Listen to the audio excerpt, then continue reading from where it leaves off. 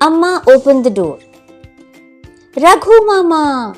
Amish and Soni cried, giving him a big hug. Raghu Mama was their mother's only brother. He always told the best stories and brought them the most interesting presents. But there was one problem with Raghu Mama. Raghu Mama was so lazy that he could sit in his chair for hours and hours, reading or watching TV, or just sleeping. He would not do any work around the house or even go to the market to buy groceries. Amma was fed up of his laziness. So Raghu, said Amma, planning to spend the holiday in your favorite chair as usual. Oh no, said Raghu Mama. this time I'm going to explore underwater caves, climb tall mountains and chase the tigers in the jungle. Where? Exclaimed Amish and Soni. We want to come too. Ha, said Amma, what a joke. Raghu Mama smiled mysteriously. The next day, when Raghu Mama was in his room, Amish and Soni overheard him talking to someone. Wow, He was saying. Then, that's amazing. a little later, Oh no, the children burst into his room. What happened, Raghu Mama? Raghu Mama was in his favorite chair, wearing a pair of big black goggles. There was no one else around.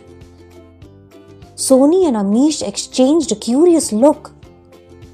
Is everything okay, Mama? Amish asked, staring at the dark goggles that hid almost all of Mama's face. Raghu Mama laughed and took off the goggles. here, try this. He said to Soni. What is it? asked Soni. The goggles were so heavy that she had to hold them with both hands. Raghu Mama carefully put the goggles on Soni's face. The goggles were dark and she couldn't see anything at first. Then he pressed a button. Suddenly Soni was in the ocean. There were colorful fish all around. She turned her face to the left and saw a big turtle swimming beside her. It was so close that she thought she could reach out and touch it. Then she turned her face to the other side. Eek! She cried as a huge shark swam very close to her.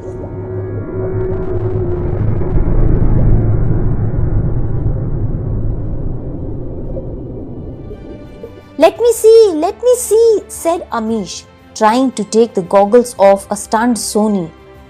It will be your turn next, Amish. Said Raghu Mama. I have just the adventure for you. Amish put on the goggles and Mama pressed another button.